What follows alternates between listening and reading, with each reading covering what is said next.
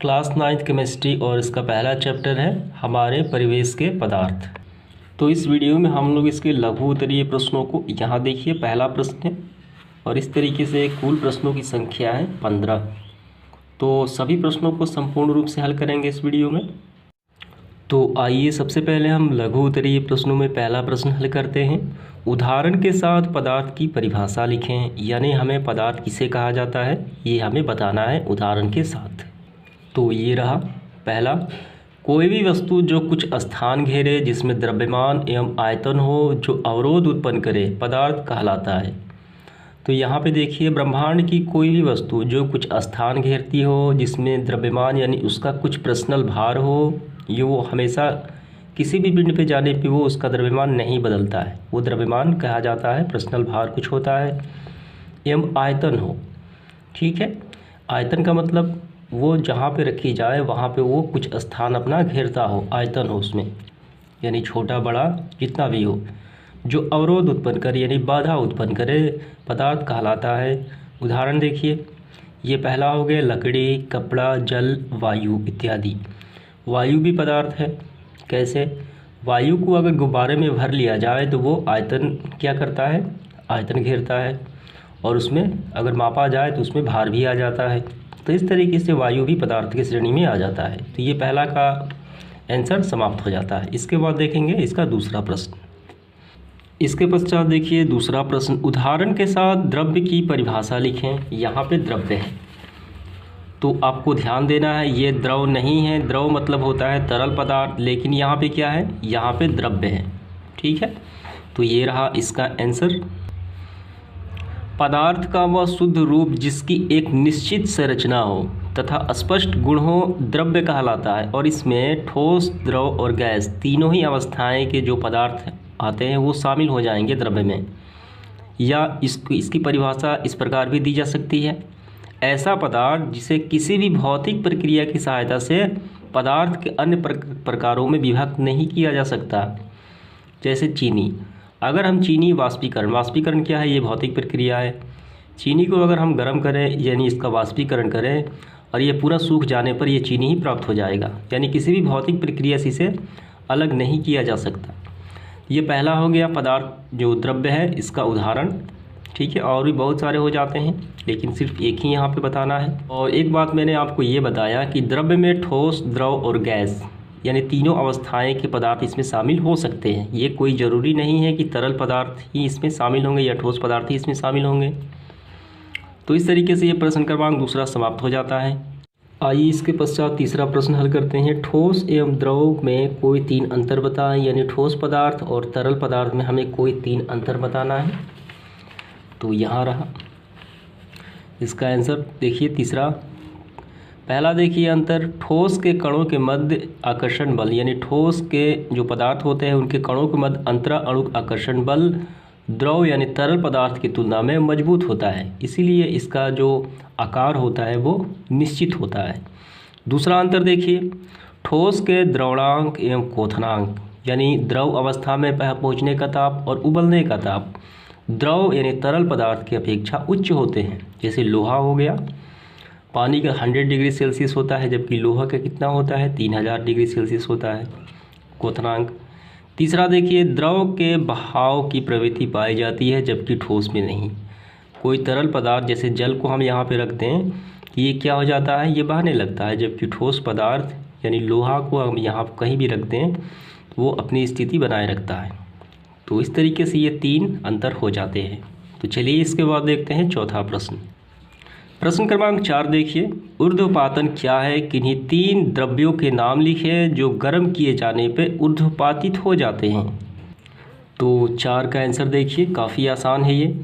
वैसी प्रक्रिया जिसमें किसी ठोस को द्रव अवस्था में बदले बिना सीधे वाष्प में बदल जाने की प्रवृत्ति जो पाई जाती है वो ऊर्ध्वपातन कही जाती है। क्या समझ में आया?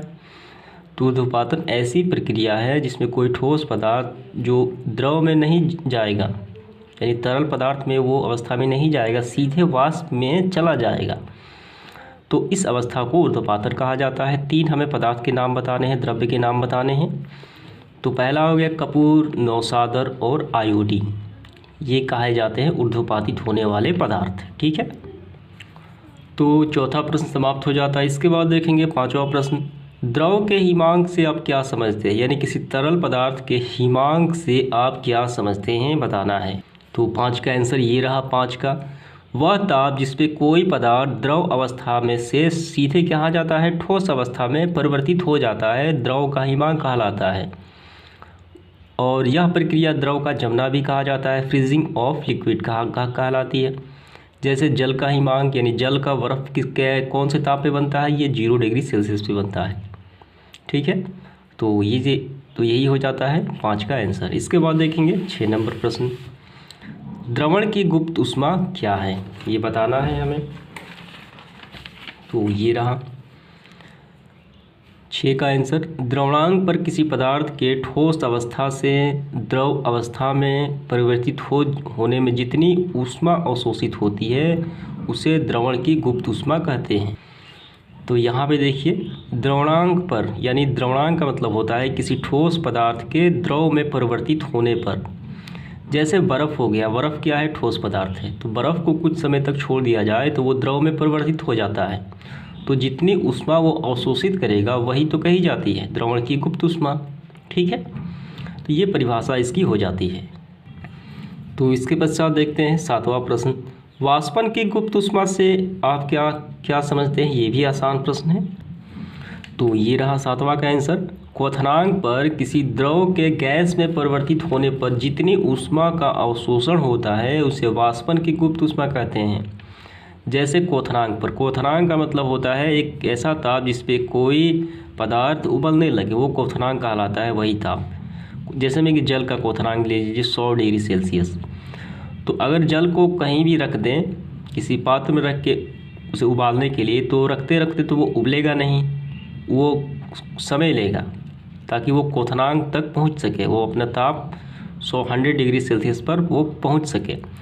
तो जितनी ऊष्मा उसको दी जाती है उबलने तक, वही हो जाती है गुप्त ऊष्मा। क्वथनांक पर किसी द्रव के गैस में परिवर्तित होने पर जितनी ऊष्मा का अवशोषण होता है उसे वाष्पन की गुप्त ऊष्मा कही जाती है। यानी जब वो उबलने लगता है तो क्या होता है, वाष्पन होता है। ठीक है, तो वाष्पन में वही ऊष्मा बाहर निकलती है, इसलिए वाष्प से हाथ जो होते हैं वो काफ़ी तीखी तरीके से जल जाते हैं। तो उम्मीद करता हूँ ये आपको समझ में आ गया होगा।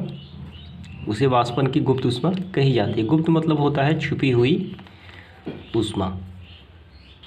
इसके बाद देखिए प्रश्न क्रमांक 8, आप कैसे सिद्ध करेंगे कि वाष्पन में ठंडक उत्पन्न होती है। तो इसे सिद्ध करना काफ़ी आसान है। वाष्पन की क्रिया में ठंडक उत्पन्न होती है। तो पहला देखिए, इसका 2 आंसर है। पहला आप चाहे तो ये भी लिख सकते हैं, मिट्टी की सुराही में जल भर दें तो वो कुछ समय पश्चात वो ठंडा रहता है पानी, तो ये प्रमाणित कर देता है। तो इसके बाद आप चाहे तो ये भी लिख सकते हैं, इसका आंसर ये रहा, अपने हथेली पर 1 या 2 बूंद स्पिरिट या ईथर रखें, जिसे आप सैनिटाइजर भी कहते हैं। हथेली पे 2 बूंद स्पिरिट या ईथर रखें, हथेली पर आप ठंडक का अनुभव करेंगे। इसका कारण यह है कि हथेली पर रखे इन द्रवों का वाष्पन होता है, जिसके लिए आवश्यक ऊष्मा हमारे हथेली से प्राप्त होती है, अतः हमारी हथेली ठंडक हो जाती है और इसे प्रमाणित होता है कि वाष्पन से ठंडक उत्पन्न होती है। तो यही आपको लिख लेना है। ठीक है, इसके पश्चात देखते हैं 9 नंबर प्रश्न, संघनन क्या है, गैस का संघनन कैसे किया जाता है। तो ये रहे संघनन की परिभाषा, पदार्थ के गैसीय रूप का द्रव में परिवर्तित होना का क्या कहलाता है, वो संघनन कहलाता है। ये आपको ध्यान रखना है, पदार्थ के गैसीय रूप का द्रव में परिवर्तन जो होता है गैस का संघनन या संघनन कहा जाता है। ये वाष्पीकरण का उल्टा होता है। वाष्पीकरण में क्या होता है, वाष्पीकरण में होता है, देखिए यहाँ पे किसी पदार्थ का गैसीय रूप, गैस से क्या बनाए जाते हैं, द्रव बनाए जाते हैं, तरल पदार्थ बनाए जाते हैं। जबकि वाष्पीकरण में होता है कि जल क्या है, एक द्रव है, तो वाष्पीकरण में द्रव से सीधे वाष्प में बदल जाता है और वायुमंडल में द्रव चला जाता है। तो ठीक ये वाष्पीकरण की उल्टी है, यानी गैस से द्रव बनाए जाते हैं। गैस पर दाब बढ़ाकर, और कैसे बनाया जाता है, गैस पर दाब बढ़ाकर या उसका ताप कम करके उसका संघनन किया जाता है। गैस पर दाब बढ़ाने से, ठीक है, गैस के कण जो होते हैं काफ़ी निकट आ जाते हैं, इससे अंतरा आणविक स्थान घट जाता है और ऐसा होने से गैस कणों के बीच अंतरा आणविक आकर्षण बल काफ़ी बढ़ जाता है, जिसके गैस द्रव रूप में परिवर्तित हो जाते हैं। जैसे आपने देखा होगा सिलेंडर, जो एलपीजी सिलेंडर होते हैं वो क्या है, वो तो वास्तविक तौर पर गैस ही है, लेकिन उसे उच्च ताप पे उसे भर दिया जाता है एक छोटे से सिलेंडर में, तो वो द्रव के रूप में बदल जाते हैं। हिलाने पर जैसा लगता होगा कि अंदर क्या है, अंदर जल है। तो ये सारे आपको लिख लेने हैं, ठीक है। ये कहलाता है गैसों का संघनन। इसके पश्चात देखते हैं प्रश्न क्रमांक 10वां, वाष्पन और क्वथनन में अंतर स्पष्ट करें। तो ये रहा वाष्पन और क्वथनन। यह स्वतः होने वाली प्रक्रिया है जो सभी तापों पर होती है, ये वाष्पन कही जाती है। यह एक निश्चित ताप पर होता है जिसे द्रव का क्वथनांक कहा जाता है। एक पात्र में जल लेकर अगर छत पर रख दिया जाए धूप में, तो कुछ समय पश्चात जल कहाँ चला जाता है, जल उड़ जाता है। और क्वथनांक का क्या होता है, क्वथनांक होता है वह निश्चित ताप, कोई पदार्थ उबलने लगता है वो उसका क्वथनन कहा जाता है। जैसे द्रव जो है, जल को हम अगर पात्र में रखें उबालने के लिए, तो वो एक निश्चित ताप पर ही वो उबलेगा, रखते रखते वो नहीं उबलेगा। दूसरा देखिए, यह द्रव के सिर्फ ऊपरी सतह पर होता है, द्रव के भीतरी भाग में नहीं होता। ये वो जो वाष्पन होती है इसी ऊपर की तल पे होता है, पहले ऊपर वाला द्रव जो है उड़ेगा। देखिए ये क्या होता है, क्वथनांक पूरे जल में होता है, जब उबलेगा तो वो पूरे अंदर से बुलबुले निकलते हैं। इसमें ठंडक उत्पन्न होती है, जबकि इसमें काफ़ी गर्मी उत्पन्न होती है, ठंडक उत्पन्न नहीं होती है। तो ये आपको लिखना है। प्रश्न क्रमांक 11 देखिए, गैस के दाब से आप क्या समझते हैं। तो नाम से ही स्पष्ट है, गैस जो है वो दबाव लगाती है। गैस का दाब, प्रेशर ऑफ गैस। तो यहाँ देखिए, गैस के कण विभिन्न वेगों के साथ विभिन्न दिशाओं में अनवरत गमन करते रहते हैं। इस क्रम में वे कण एक दूसरे से तथा बर्तन की दीवारों से टकराते रहते हैं। इन टकरानों के कारण, जो इस टक्करों के कारण ये कण बर्तन की दीवारों पर एक बल आरोपित करते हैं, ठीक है। यानी गैस में भी एक बल होता है। तो बर्तन के दीवारों पर प्रति इकाई क्षेत्रफल पर गैस के कणों द्वारा आरोपित बल गैस का दाब कहा जाता है। यहाँ पे बर्तन लिया गया उदाहरण के तौर पे, ये सारे लिखने हैं। तो वायु का दाब, वायुमंडलीय दाब कहलाता है, ये भी गैस के दाब में शामिल हो जाएंगे। तो यहाँ से लेके यहाँ तक आपको लिख लेना है, ठीक। तो आइए इसके बाद 12 नंबर, ठोस पदार्थ की आकृति और आयतन निश्चित क्यों होते हैं, ये बताना है। तो ये रहा इसका आंसर। ठोस पदार्थों के कणों के अंतरा अणुक स्थान काफ़ी कम या न के बराबर होते हैं और अंतरा अणुक आकर्षण बल जो होता है मजबूत होता है। अतः आकृति जो होते हैं, शेप जो होते हैं, और आयतन जो होता है वो फिक्स होते हैं, वो निश्चित होते हैं, ठीक है। इसके बाद देखिए 13 नंबर, द्रव का वाष्पन कैसे होता है ये बताना है। तो यहाँ पे देखिए, द्रव का वाष्पन यानी जल का वाष्पन। तो जल को अगर किसी पात्र में लेकर हम रख देते हैं वायु पे, या अगर हम छत पे रख दें, तो कुछ समय पश्चात जल कहाँ चला जाता है, वो गायब हो जाता है, यानी उसका वाष्पन हो जाता है, ठीक है।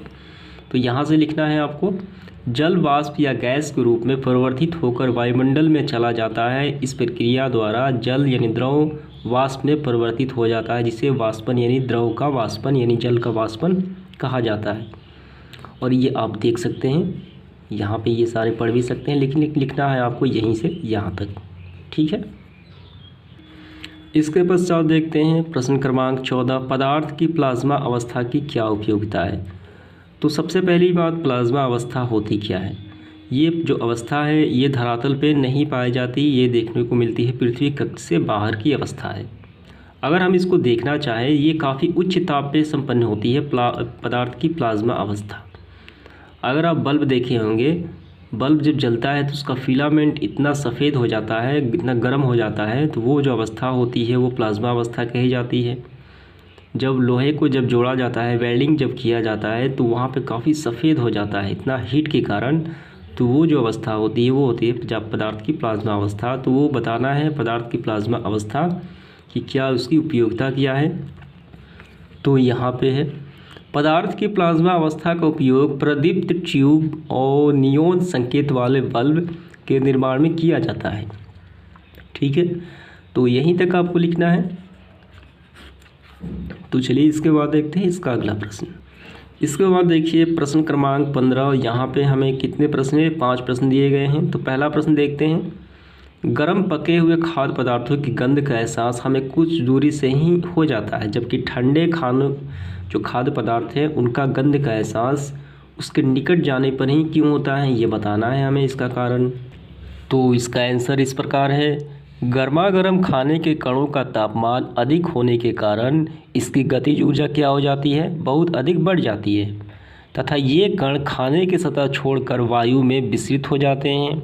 अधिक तापमान का विसरण भी तीव्र से होता है, जिससे कई मीटर की दूरी पर ही फिर ही खाने की गंध हम तक क्या हो जाती है? पहुंच जाती है। और दूसरी ओर देखिए, दूसरी ओर खाना ठंडा होने पर इनके कणों का वायु में विसरण लगभग नगण्य यानी न के बराबर होता है। इसलिए अधिक दूरी पर खाने का जो सेंट होता है, महक होता है, वो नहीं जाता है और हमें पास आना पड़ता है खाने की तरफ। ठीक है, तो यही इसका आंसर हो जाता है कारण। इसके बाद देखिए इसका दूसरा प्रश्न। बिना कोई अवशेष छोड़े कपूर गायब हो जाता है, क्यों? ये होता है ऊर्ध्वपातन क्रिया के कारण। ये कपूर का गुण है कि कोई ठोस पदार्थ बिना द्रव में बदले हुए सीधे वाष्प में बदल जाता है, तो वो कहलाता है ऊर्ध्वपातन, और ये ऊर्ध्वपातित होने वाले पदार्थ हैं। यही बात आपको लिखना है। तीसरा देखिए, बर्तन की दीवार पर गैस दाब आरोपित करता है, क्यों? तो बर्तन की दीवार पर गैस जो दाब आरोपित करता है वो कहलाता है, तो इसका मुख्य कारण है वो कहलाता है गैस का दाब। ये गैस के दाब के कारण ही दाब उत्पन्न करता है। बर्तन की दीवारों पर प्रति इकाई क्षेत्रफल पर गैस के कणों द्वारा आरोपित बल गैस का दाब कहलाता है। ये गैस की एक प्रवृत्ति होती है दाब लगाने की, तो यही बात आपको लिखना है। इसके बाद देखिए इसका चौथा प्रश्न। क्वथनांक पर द्रव का ताप स्थिर रहता है, क्यों? काफ़ी आसान प्रश्न है। क्वथनांक जब होता है देखे होंगे, जब जल उबलता है तो उसके साथ साथ वाष्पीकरण भी होता है, यानी वाष्प के रूप में भी वो जो जल है उड़ता है। तो इसका मुख्य कारण है वाष्पीकरण के कारण क्वथनांक होता भी है और उसके साथ वाष्पीकरण भी होता है।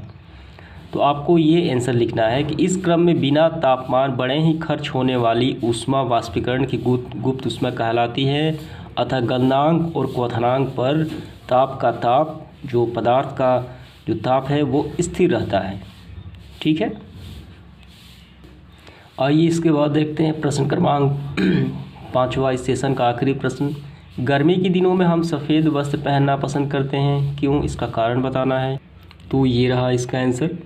गर्मी के दिनों में लोग सफ़ेद वस्त्र पोशाक पहनना अधिक पसंद करते हैं, क्योंकि सफ़ेद जो पोशाक होते हैं उष्मा का अवशोषण कम करते हैं, यानी सूरज की जो किरणें होती हैं, जो धूप होता है यानी उष्मा होता है, उसका अवशोषण काफ़ी कम करता है, यानी परिवर्तित कर देता है, जिससे हमें ठंडक का अनुभव होता है। और काले वस्त्र पहनने पर उष्मा का अवशोषण अधिक करता है, जिसमें गर्मी और लग जाती है। ठीक है, तो यही आपको लिखना है। तो इस तरीके से ये सेशन समाप्त हो जाता है लघु उत्तरीय प्रश्नों का। धन्यवाद।